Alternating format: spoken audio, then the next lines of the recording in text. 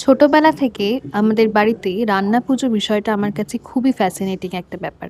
অনেক রকমেরই পুজো হয় কিন্তু রান্না পুজো একটু অন্য রকমের, যেখানে আমরা নিরামিষের বদলে আমিষ খেতে পারি।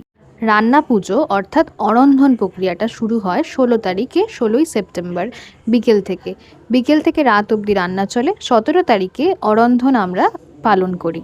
১৭ই সেপ্টেম্বর অর্থাৎ বিশ্বকর্মা পুজোর দিন পান্তা ভাত মানে ঠান্ডা পালুনি, তার সাথে বিভিন্ন রকমের ভাজাভুজি, ১৫ থেকে ২০ রকমের ভাজা, তার মধ্যে চিংড়ি মাছ ভাজা আর ইলিশ মাছ তো ম্যান্ডেটরি, নারকেল, পটল, কুমড়ো, আলু, উচ্ছে, বেগুন ভাজা সহ আরও বিভিন্ন রকমের ভাজা।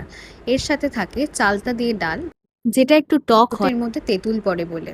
আর সবচেয়ে স্পেশাল থাকে ইলিশ মাছের মাথা দিয়ে পুঁই শাক, এটা অসাধারণ খেতে হয়।